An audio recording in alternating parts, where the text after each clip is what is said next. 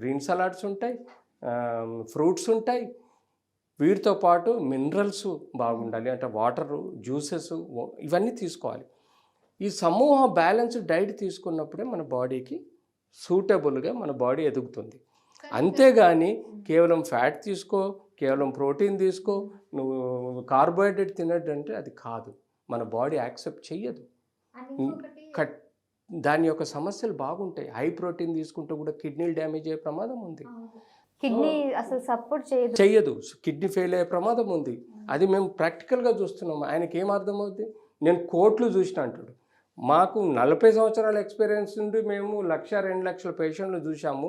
ఆయన వచ్చి 2 ఇయర్స్ కాలేదు, ఆయన కోట్ల కేసెస్ బాగు చేశాడట.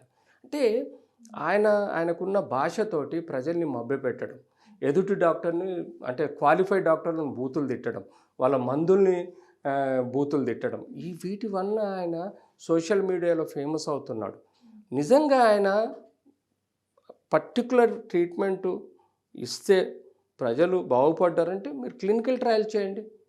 మేము క్లినికల్ ట్రయల్స్ అంటే ఏంటంటే యూజువల్గా మేము ముందు యానిమల్స్కి చేస్తాం, ఎలుకలకు చేస్తాం, మ్యామల్స్కి చేస్తాం. తర్వాత స్టేజ్ 1, 2, 3 అని ఉంటుంది. స్టేజ్ 1లో 100 పీపుల్కి చేస్తాం, స్టేజ్ 2లో 1000 పీపుల్కి చేస్తాం, స్టేజ్ 3లో లక్షల పీపుల్ చేస్తాం, స్టేజ్ 4లో క్లియరెన్స్ ఇస్తాం.